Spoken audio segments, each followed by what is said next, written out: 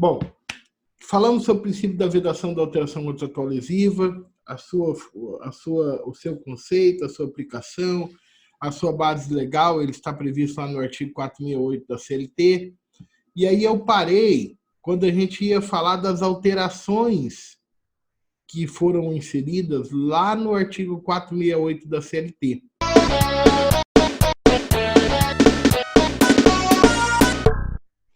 E é aqui que nós vamos retomar, tá joia? O que diz o artigo 468 da CLT? O caput do dispositivo do artigo 468 é a consolidação do princípio da vedação da alteração contratual lesiva, perfeito? Mas a lei da reforma trabalhista criou 2 parágrafos a esse artigo 468. E quando grande parte da discussão da reforma trabalhista era dizer o seguinte: essa reforma está vindo para retirar direitos dos trabalhadores. E quando se falava isso, a contraface dessa discussão política era não está retirando direitos e tudo mais, tudo mais. E aqueles que argumentavam que ela estava vindo para retirar direito, grande parte deles utilizavam como exemplo de retirada de direitos, além do parágrafo 2º do artigo 58, que acabava com as horas itinere, utilizava esse dispositivo aqui do 468. Porque o que fez a inserção do parágrafo 1º e do parágrafo 2º do artigo 468, essa disposição que eles trazem aqui, tem justamente o condão de retirar direitos trabalhistas, as alterações do parágrafo 1º e parágrafo 2º do artigo 468. Isso significa dizer o quê? Que o parágrafo 1º e o parágrafo 2º do artigo 468 estão trazendo exceções ao princípio da vedação da alteração contratual lesiva. Então, não houve alteração do caput do princípio da vedação da alteração contratual lesiva. Ele continua como ele estava lá.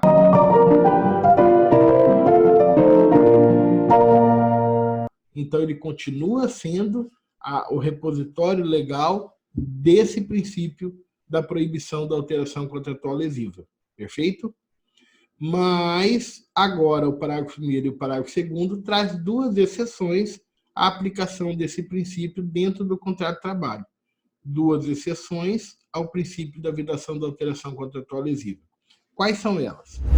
A primeira delas, não se considera alteração unilateral a determinação do empregador para que o respectivo empregado reverta ao cargo efetivo anteriormente ocupado, deixando o exercício de função de confiança. Vamos lá. Na verdade, esse parágrafo 1º é uma exceção ao princípio da vedação da alteração contratual lesiva, mas é uma exceção que já vinha sendo admitida no direito do trabalho.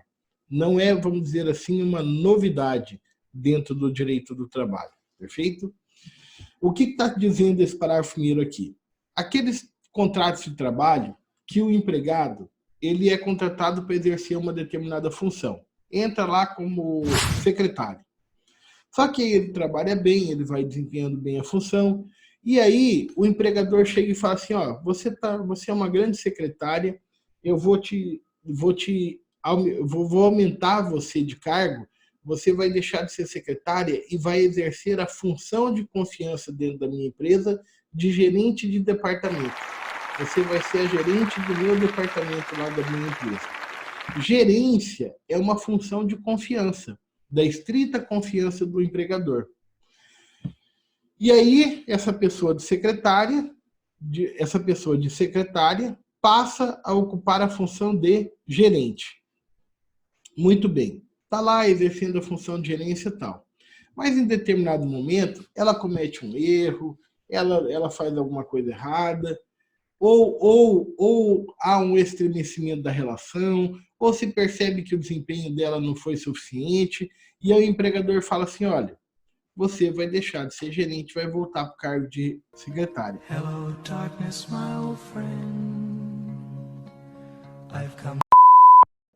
Vai reverter o empregado que está num cargo de confiança para o seu cargo original. É isso que se chama reversão. Reverter o empregado de um cargo de confiança para o seu cargo original. Por qual razão?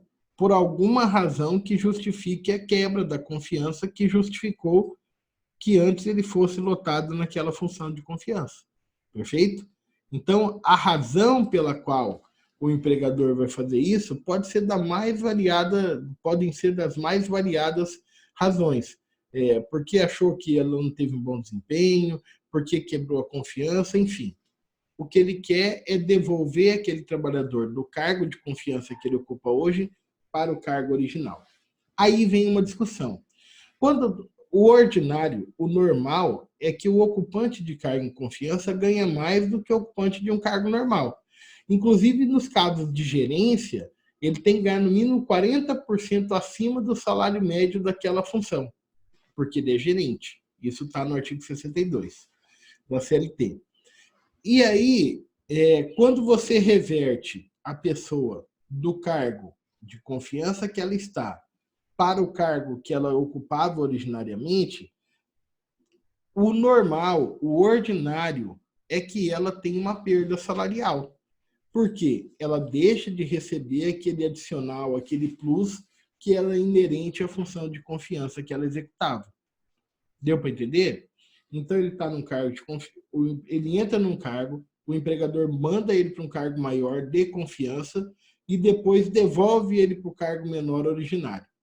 Nesse ato dele voltar para o cargo menor originário, ele tem uma redução salarial, ele tem uma perda salarial, além da própria perda funcional, né? A moral que ele tinha, as condições de trabalho diferenciadas que ele tinha em função de exercer uma função de confiança. Então, ele perde essa função original. Agora, se está tendo uma alteração lesiva no contrato de trabalho, promovida aqui, na base contratual, promovida na base contratual, hein? O empregador mandou ele para cima, o empregador devolveu ele para baixo. É tudo na base do contrato. Essa alteração lesiva não estaria obstada pelo princípio da vedação da alteração contratual lesiva? Não sei. O princípio da proibição da alteração contratual lesiva não estaria a obstar essa alteração lesiva? Vejam só, a reversão do trabalhador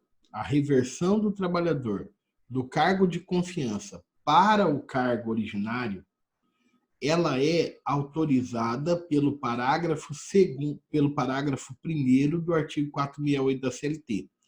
Portanto, a reversão do trabalhador da função de confiança para o cargo originário é uma exceção ao princípio da vedação da alteração contratual lesiva. Agora, vocês sabem o que é, mas vocês não sabem responder por que é assim. Porque, nesse caso, se colocavam em conflitos o princípio da vedação da alteração contratual lesiva em conflito com o princípio do ius variandi, que é o que orienta a atuação do empregador dentro do contrato de trabalho, que nós vamos falar dele mais à frente, quando a gente falar só sobre o empregador, que é o próximo ponto da nossa aula, quando a gente terminar os princípios.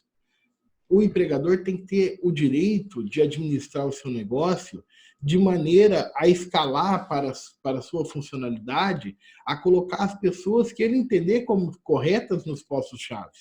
E você não pode engessar a empresa de falar, não, depois que você nomeou um gerente, você nunca mais pode tirar ele da gerência. Mas e se o desempenho não for bom? E se ele não tiver um desempenho adequado? Por essa razão, é que já prevalecia antes o entendimento de que a reversão do empregado da função de confiança para a função originária não é lesiva. É sim um direito da empresa no gerenciamento do seu negócio. Perfeito? Na Academia Sapirialdi, a cada vídeo, um tema novo de direito ou de outras áreas do conhecimento para você aprofundar nos seus estudos.